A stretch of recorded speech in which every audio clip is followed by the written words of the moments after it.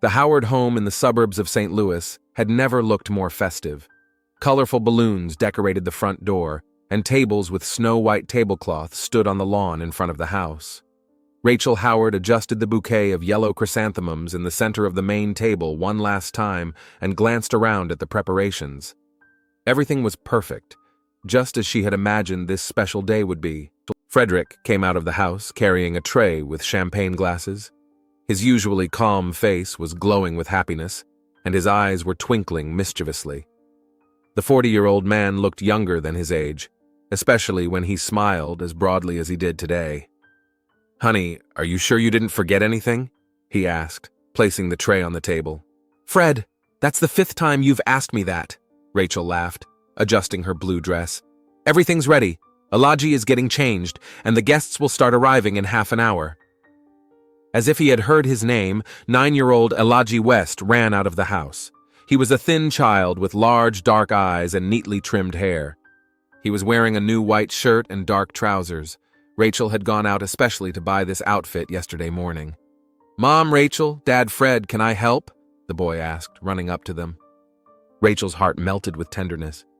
Even a week after the adoption, she still couldn't get used to how natural those words sounded coming from a child's mouth. She crouched down next to the boy and gently adjusted his shirt collar. "Of course, sweetie. You can help Dad set the chairs around the table." Elijah nodded and immediately set to work. Frederick watched him with affection. The boy was surprisingly obedient and well-mannered, especially considering his past. The social worker had warned them that the adjustment might be difficult, but Elijah seemed to have been born for this family.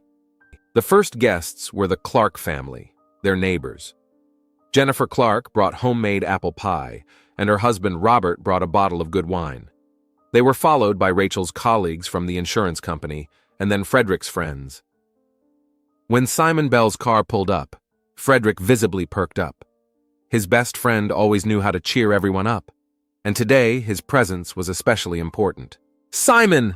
Finally!" Frederick exclaimed, hugging his friend. Simon Bell was a man of medium height with piercing eyes and graying temples. He was holding a beautifully wrapped gift in his hands. "Sorry I'm late, I got stuck in traffic," Simon apologized, looking around at the festive decorations. "It looks amazing. Where's our new family member?" As if on cue, Elijah appeared beside them, carrying a plate of canapes. The boy stopped and bowed politely. "Hello, Mr. Bell? My name is Elijah." "What a well-mannered boy," Simon exclaimed, holding out his hand to shake the boy's. "It's very nice to meet you, Elijah. This gift is for you." As if on cue, Elijah appeared beside them, carrying a plate of canapes. The boy stopped and bowed politely. "Hello, Mr. Bell? My name is Elijah." "What a well-mannered boy," Simon exclaimed, holding out his hand to shake the boy's. "It's very nice to meet you, Elijah. This gift is for you." The boy's eyes lit up, but he didn't rush forward. Instead, he looked at Frederick as if asking for permission. "Of course, son, take it." His adoptive father nodded. Elijah carefully accepted the gift and thanked him. Inside was a set of books about nature with bright illustrations. "I love it," the boy exclaimed, leafing through one of the books. "Thank you so much, Mr. Bell." The boy's eyes lit up, but he didn't rush forward. Instead, he looked at Frederick as if asking for permission. "Of course, son, take it." His adoptive father nodded. Elijah carefully accepted the gift and thanked him. Inside was a set of books about nature with bright illustrations. "I love it," the boy exclaimed, leafing through one of the books. "Thank you so much, Mr. Bell." While Elijah examined his gift, Simon took Frederick aside. "Fred, he really is a special child. But tell me more about his past. You mentioned that there were some complications." Frederick nodded, his face becoming serious. While Elijah examined his gift, Simon took Frederick aside. "Fred, he really is a special child. But tell me more about his past. You mentioned that there were some complications." Frederick nodded, his face becoming serious. "Yes, Simon. The boy has had a difficult life. His biological parents were drug addicts. His father was in prison for armed robbery. His mother died of an overdose when Elijah was 7. After that, he lived with his uncle, But he wasn't any better. He got involved with a criminal gang.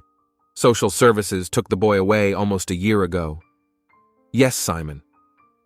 The boy has had a difficult life. His biological parents were drug addicts. His father was in prison for armed robbery.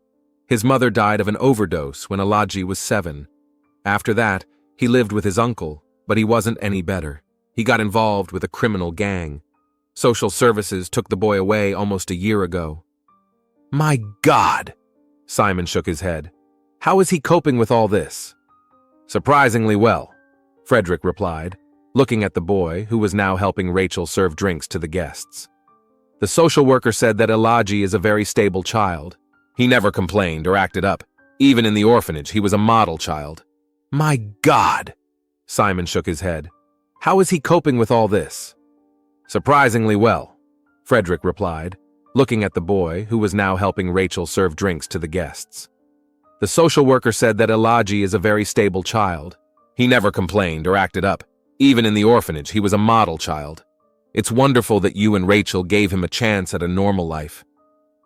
We thought long and hard about adoption, Frederick admitted. And when we saw Elijah, we knew right away that he was our son. The party was in full swing. The guests eagerly chatted with Elijah, and the boy answered all their questions politely and with a smile. When Mrs. Clark, a neighbor, asked him how he liked his new home, he replied, I like it very much, ma'am. Mom Rachel showed me my room. It has a big window and lots of books, and Dad Fred promised to teach me how to play baseball. What a lovely boy, the guests whispered to each other. The Howards are so lucky. Rachel couldn't hide her happiness. She had dreamed of having children for many years, but she had never been able to conceive. Adoption was the only chance for her and Frederick to become parents, and now she felt like the happiest woman in the world. When the cake was served, all the guests gathered around the table. Frederick gave a short speech. Dear friends, thank you for coming to share this special day with us. A week ago, our family welcomed the most wonderful boy in the world. Elijah has brought so much joy and laughter into our home. Rachel and I promised to give him all the love and care he deserves. Elijah stood next to his adoptive parents, his eyes shining with tears. He hugged Frederick tightly, then Rachel. Thank you for taking me into your family, he said quietly, but loud enough for everyone to hear. I'll be the best son I can be. The guests murmured with emotion, many wiping away tears. The atmosphere was filled with love and warmth. After the cake, the guests gradually began to leave. Elijah politely said goodbye to everyone, thanked them for their gifts, and invited them to visit again. Simon lingered until the last. Fred, Rachel, I'm really happy for you, he said, hugging his friends. Elijah is an amazing kid. He fits perfectly into your family. Thank you, Simon. Your support means a lot to us, Rachel replied. After the last guest left, the family began to clean up.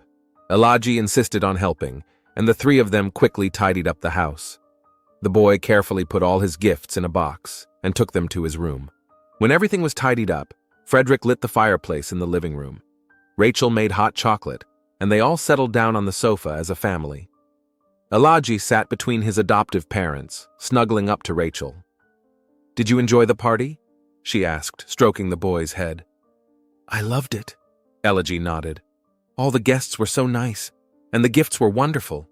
Weren't you scared to meet so many new people? Frederick asked. A little, the boy admitted honestly. But you were there, so I felt safe. Rachel felt her heart overflow with love. This child was exactly what she had dreamed of. Tomorrow we'll go sign you up for school, she said. You'll love it there. I'll try to study hard, Elijah promised. They sat by the fireplace for a while longer, telling each other stories. Elijah talked about his favorite books, and Frederick told him about his childhood. Rachel listened to their conversation and thought about how perfect everything was. When it was time to put the boy to bed, Rachel took him to his room. She helped him change into his pajamas and tucked him in. Good night, sweetheart, she said, kissing him on the forehead. Good night, Rachel, Mom. I love you very much, Elijah replied. And we love you, sweetheart. Rachel turned off the light and quietly closed the door. Frederick was waiting for her in the hallway. How's it going? He asked. Wonderful. He's so grateful and loving, his wife replied, hugging her husband. They went down to the living room where the fireplace was still crackling quietly. Frederick poured them each a glass of wine and they settled down on the sofa. Today was a perfect day, said Rachel, snuggling up to her husband. Yes, and this is just the beginning, agreed Frederick. We have so many wonderful days ahead of us with our son. They sat in silence, enjoying the moment. The house was filled with peace and happiness. Elijah was asleep in his room, surrounded by love and care. Everything was just as they had dreamed it would be. Rachel leaned back on the sofa and closed her eyes. It had been a long day, but an incredibly joyful one. She finally felt like a complete woman, a mother.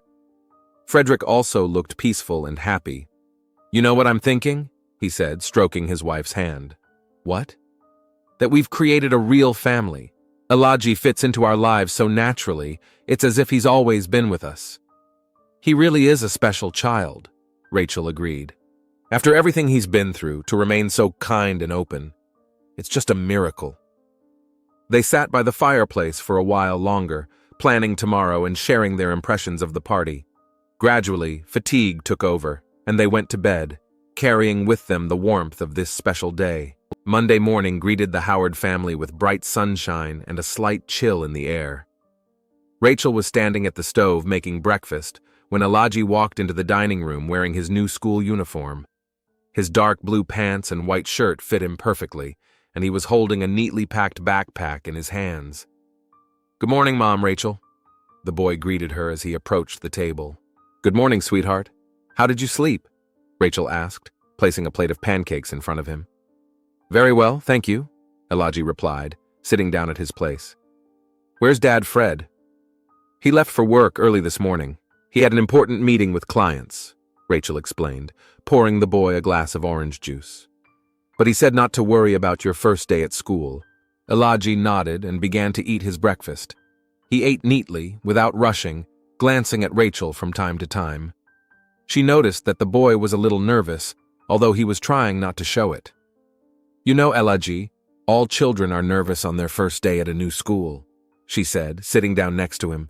It's perfectly normal. I'm not scared, the boy replied quickly, but there was uncertainty in his voice. I didn't say you were scared, Rachel smiled gently. I just want you to know that if anything goes wrong, you can always ask your teacher or call me. Elijah looked at her with his big dark eyes and nodded slowly. Okay, Mom, I'll remember. The drive to school took about 15 minutes. Marshall Elementary School was a modern, one-story red brick building surrounded by a spacious playground. Rachel parked at the main entrance and walked with Elijah to the administrative office. The school principal, Mrs. Patricia Morris, was a pleasant woman in her 50s with gray hair and kind eyes. She greeted the new visitors warmly and showed them into her office. Welcome to our school, Elijah, she said, addressing the boy. I'm sure you'll like it here. Thank you, ma'am, Elijah replied politely. We have a special program for children who are transferring to a new school, explained Principal Rachel. We will assign Elijah a mentor from among the older students to help him adjust. After completing all the paperwork, Mrs. Morris led them to the third grade classroom where Elijah would be studying. The teacher, Miss Jennifer Carter, was a young, energetic woman who immediately hit it off with her new student. Children, meet Elijah, she said to the class. He'll be studying with you. The classmates greeted the boy warmly, and Rachel felt relieved. Elijah waved cautiously and smiled. Rachel kissed her son on the cheek and promised to pick him up after school. As she left the school, she looked back and saw Elijah already talking to several classmates. Her mother's heart was at ease. Rachel spent the rest of the day doing her usual chores, working on reports for the insurance company at home, shopping, and preparing dinner. Time dragged on slowly, and she kept thinking about how Elijah was doing at school. At 3 o'clock, she was already at the school, waiting for classes to end. Elijah came out with a crowd of other children, his face beaming with joy. Mom, Rachel, he exclaimed, running up to her. How was your day? Great. Miss Carter is very nice, and the kids have accepted me into their group. We played soccer during recess. I'm so glad, said Rachel, hugging the boy. Tell me more when we get home. They headed for the car, and Elijah continued to talk about his new friends and teachers. Rachel listened to him with pleasure, glad that his adjustment was going so smoothly. The first week of school flew by. Elegy quickly fit in with the group and even got his first good grades. His teachers praised his exemplary behavior and diligence. Frederick and Rachel couldn't be happier with their adopted son. On Tuesday of the second week, Rachel arrived to pick up Elegy from school as usual. She parked in her usual spot and waited. The children began to leave the building, but Elegy was not among them. Rachel became a little worried and decided to go closer to the school. Walking around the building, she saw Elegy standing by the side wall of the school. The boy was talking to a tall, dark-skinned man in a dark jacket and jeans. The stranger was standing slightly bent over the child and saying something to him. Elegy listened attentively and nodded. Rachel's heart began to beat faster. She remembered all the warnings about children not talking to strangers. She quickly made her way toward them. "Elegy!" she called, trying to keep her voice calm.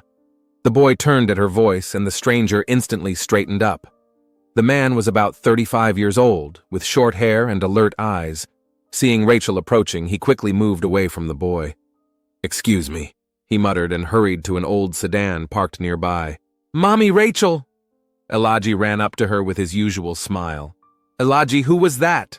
Rachel asked, watching the stranger get into the car and drive away. "I don't know," the boy shrugged. "Some man, he offered me ice cream." "Ice cream?" Rachel frowned. "What did you say?" "That I can't take treats from strangers," Elegy replied proudly. "Like you and Dad taught me." "Good boy," Rachel praised him, but she couldn't shake her uneasiness. "Did he say anything else?" "He asked my name and where I lived, but I didn't tell him." Elegy took her hand. "Can we go home now? I want to tell Dad Fred about my math test." On the way home, Rachel couldn't stop thinking about the strange incident. Something about the man's behavior seemed suspicious to her. Usually, adults who accidentally strike up a conversation with children don't run away when they see the parents. At home, she told Frederick what had happened. Her husband listened attentively, and his face became serious. "You did the right thing by going up to him right away," he said. "What did the man look like?" "Dark-skinned, tall, about 35 years old. He was wearing a dark jacket and jeans. He was driving an old sedan, but I didn't get the license plate number." "We need to talk to Elegy again about not talking to strangers," Frederick decided. That evening, they had a family talk. Elegy listened carefully as his parents explained the safety rules to him.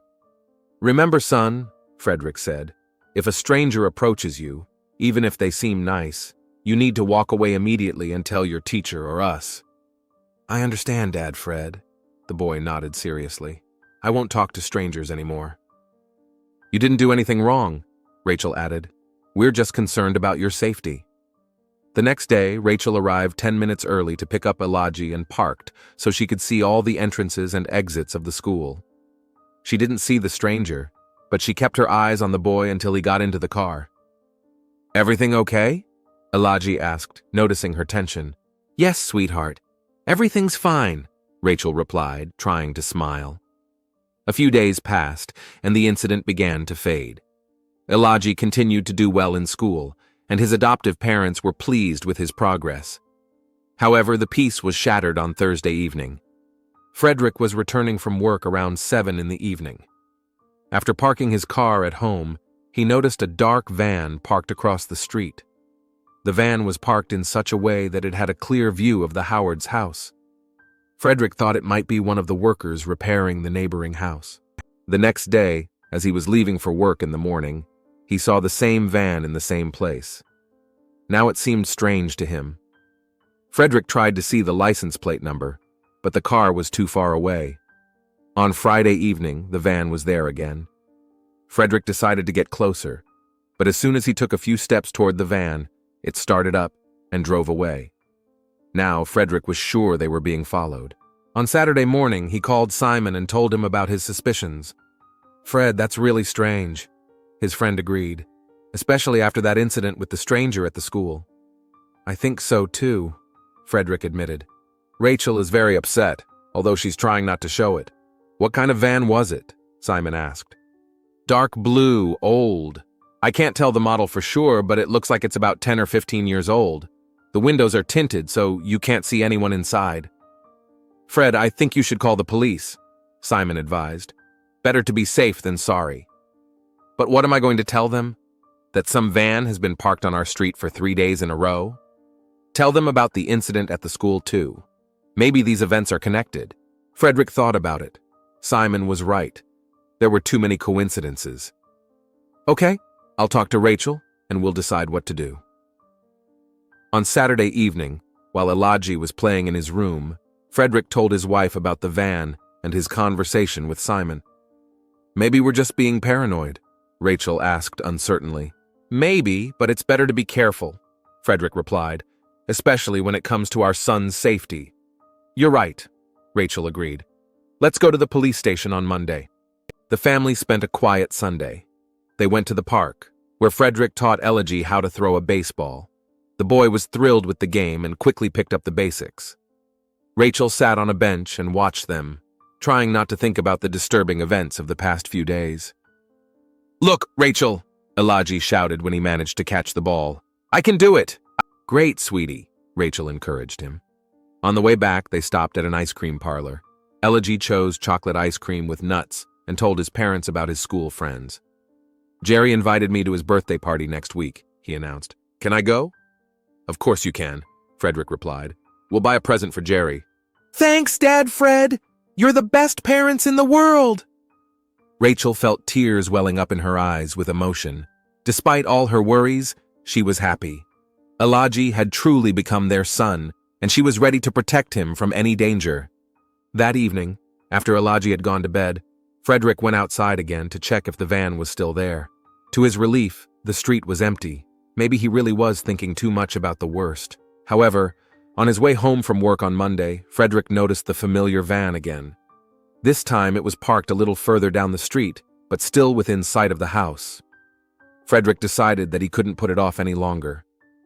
That same evening he called Simon. Simon, the van is back. Rachel and I are going to the police tomorrow. Good decision, Fred. And be careful. Maybe you should drive Elijah to school and pick him up together. Yes, we've already thought about that. If anything happens, call me right away, and keep me posted. I will. Thanks for your support. After talking to his friend, Frederick felt a little calmer. Tomorrow they would go to the police, and the professionals would deal with the situation. In the meantime, they just needed to be vigilant and not panic. He went into the children's room to check on Elijah. The boy was sleeping peacefully, hugging the teddy bear Rachel had given him on his first day. Frederick straightened the blanket and kissed his son gently on the forehead. Sleep well, son, he whispered. We'll protect you. Turning off the light, he quietly left the room. Frederick was awakened by the soft creaking of the floorboards in the hallway. His first impulse was to check the time on the alarm clock. The glowing digits showed that it was 2:27 a.m. Rachel was sleeping peacefully beside him, her breathing steady and calm. Another creak made Frederick alert. Someone was definitely walking around the house. His first thought was that it might be Elijah. Perhaps the boy had woken up and gone to the bathroom or to the kitchen for a drink of water. But something about the sound seemed strange to him. The footsteps were too cautious, almost stealthy. Frederick carefully sat up in bed, trying not to wake his wife. He listened, but the house was silent again. Maybe he had imagined it? He was about to lie back down when he heard the soft sound of a door opening. Now he was sure. Someone was awake in the house. Frederick slowly got out of bed and tiptoed to the bedroom door. Opening it a few inches, he peeked into the hallway. In the dim light of the nightlight, he saw a small figure in pajamas. Elijah was quietly walking down the hallway toward the living room. Frederick calmed down a little, so the boy had really woken up and gone somewhere. But why was he walking so carefully? Frederick decided to follow the boy to make sure he was all right. He slipped silently out of the bedroom and followed Elijah, keeping in the shadows. His bare feet made no sound on the carpet. Elijah crossed the living room and headed for the front door. Frederick frowned. What was the boy doing at the front door in the middle of the night? Maybe he had heard a noise outside and decided to check it out. Hiding around the corner, Frederick watched the boy. Elijah approached the door and began methodically unlocking the locks. First, he turned the key in the top lock, then in the bottom one. After that, he removed the chain and pushed the latch aside. Frederick's heart began to beat faster. Why was Elijah unlocking all the locks? Was he really going outside? Frederick wanted to call out to the boy, but something made him stay where he was and continue watching. Elijah cautiously opened the door and peeked outside.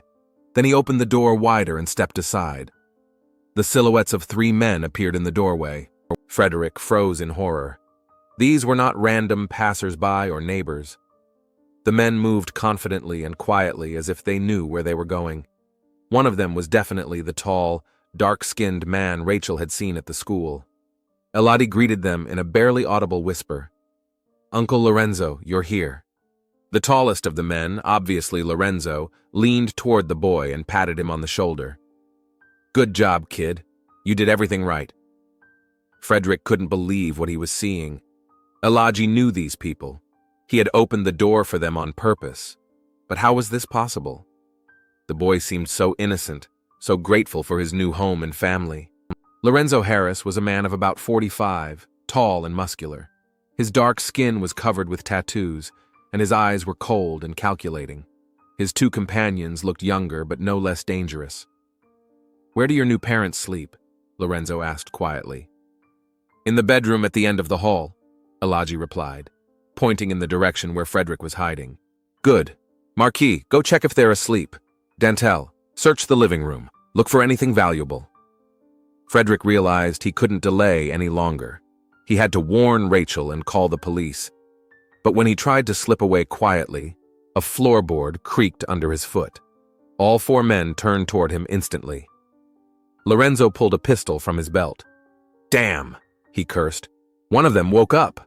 Frederick jumped out from behind the corner, deciding that it was better to face the danger head-on than try to hide. "What are you doing in my house?" he demanded, even though his heart was pounding with fear. "Fred, don't shout," Elijah said unexpectedly calmly. "Just do what they say." Frederick looked at the boy in bewilderment. There was no fear or surprise in the child's voice. He spoke as if everything that was happening was perfectly normal. "Elijah, what's going on?" Frederick asked. "What had to happen?" Lorenzo replied, pointing his gun at him. "Marcus, tie him up. Dantel, go wake the woman and bring her here." One of the bandits, a thin man with a gold tooth, approached Frederick with a rope in his hands. "Hands behind your back," he ordered. "Wait," Frederick tried to protest. "I don't understand what's going on. Elijah, tell them we're your parents. We love you." The boy looked at him with an expression Frederick had never seen before. There was no love or gratitude in the child's eyes that he was used to seeing. Instead, there was cold indifference. "You're not my parents," Elijah said in an even voice. "You're just people I had to deceive." Frederick felt the ground slip away from under his feet. All these weeks, all the smiles, all the thank yous, and I love yous, had it all been a lie? The Marquis tied his hands behind his back and then pushed him onto the sofa in the living room. At that moment, the second thug brought Rachel out of the bedroom. She was in her bathrobe, her hair disheveled, her eyes filled with terror. "Fred, what's going on?" she cried when she saw her husband. "Sit down next to him," ordered Dantel, a middle-aged man with a shaved head. Rachel sat down next to Frederick, and her hands were tied as well. She was trembling with fear and couldn't understand what was happening. "Elijah, dear, what happened?" she asked the boy. "Nothing special, Rachel's mom," Elijah replied with the same coldness. "It's just time." "Time for what?" Lorenzo approached and crouched down in front of the couple. His face was calm, but his eyes betrayed his cruelty. "It's time to reap the harvest," he said. "You thought you adopted a poor orphan? How naive you are." "I don't understand," Rachel whispered. "Elijah was never an orphan," Lorenzo explained. "He's my nephew. We raised him for operations like this." "Operations?" "We place him in an orphanage and wait for a nice family to adopt him. Elijah studies the house, his new parents' habits, and where they keep their valuables. Then we come and take everything." Frederick finally understood the scale of the deception. All this time, they had been raising a little criminal in their home. "But he seemed so sincere," he said. "Elijah is a very talented actor," Lorenzo smiled. "We started training him when he was 5 years old. He knows how to make people believe that he needs love and care. All these weeks, Rachel began. All these weeks, I've been studying your house, Elijah interrupted her. I know where you hide your money, where Rachel's mother keeps her jewelry, where Fred keeps his documents. I know the codes to the safe and the passwords to your bank cards. How did you find out the passwords? Frederick asked. I watched you enter them. I have a good memory. Rachel began to cry. All her maternal feelings, all the love she had given this child, had been in vain. We loved you so much, she whispered. I know, Elijah replied indifferently. That's why everything worked out so well. Lorenzo stood up and addressed his men. All right, enough talk. Let's get down to business. Elijah, show them where everything is. The boy nodded and headed for the bookcase. He went to a specific shelf and took out a thick book. Inside the book was a hidden compartment where Frederick kept cash for emergencies. There's $3,000 here, Elijah said, handing the money to Dantel.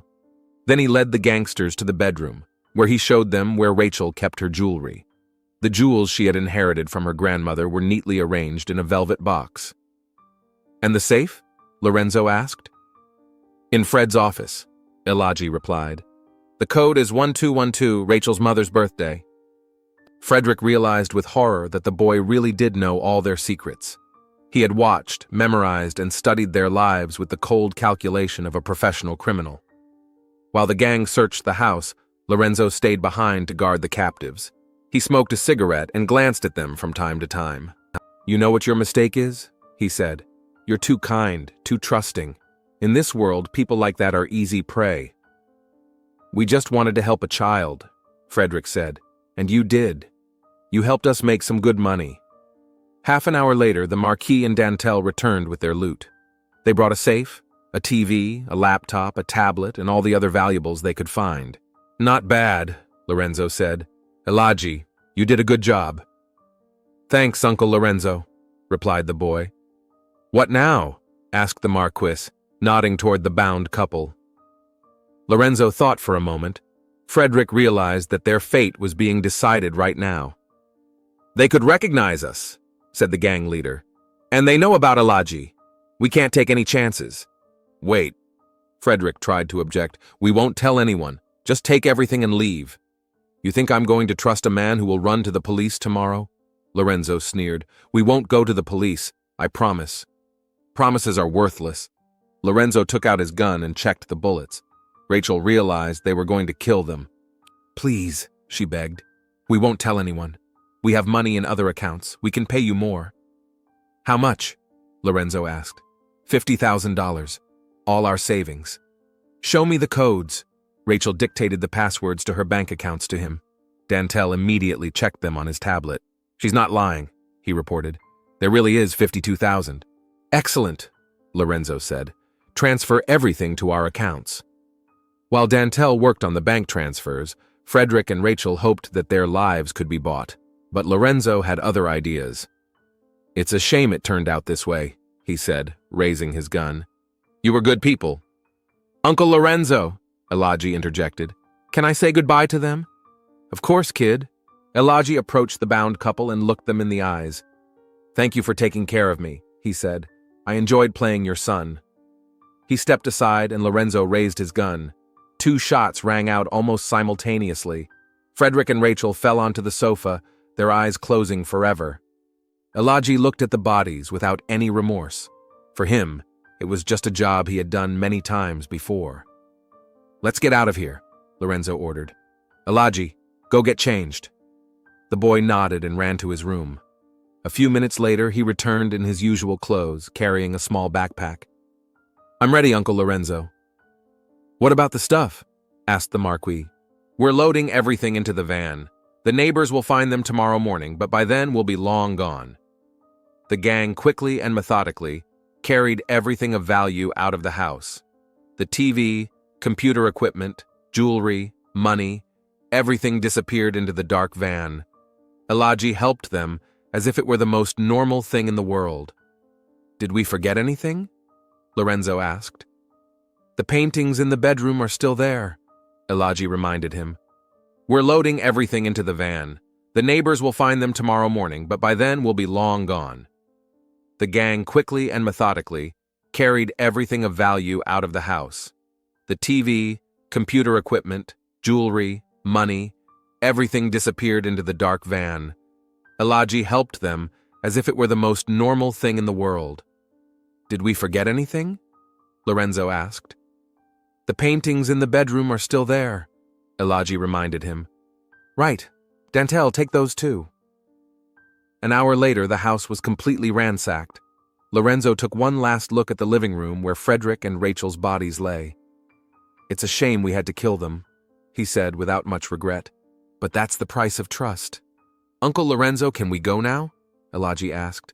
"Of course, kid. You deserve a rest." "Right. Dantel, take those too." An hour later, the house was completely ransacked. Lorenzo took one last look at the living room where Frederick and Rachel's bodies lay. "It's a shame we had to kill them," he said without much regret. "But that's the price of trust." "Uncle Lorenzo, can we go now?" Elijah asked.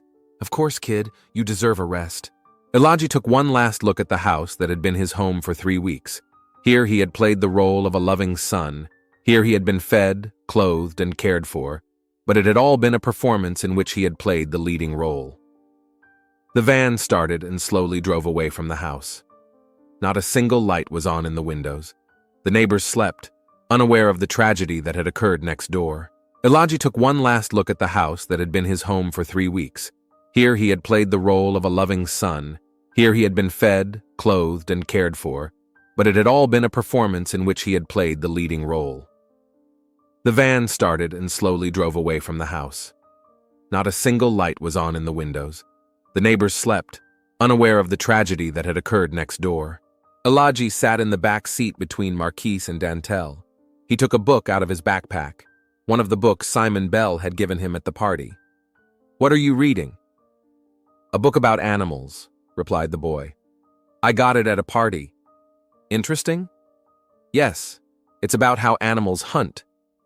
Elijah sat in the back seat between Marquise and Dantel. He took a book out of his backpack, one of the books Simon Bell had given him at the party. "What are you reading?" "A book about animals," replied the boy. "I got it at a party." "Interesting?" "Yes, it's about how animals hunt." Elijah smiled and continued reading. For him, it was a normal night's work that had ended successfully. Tomorrow, a new role in a new place with new victims awaited him.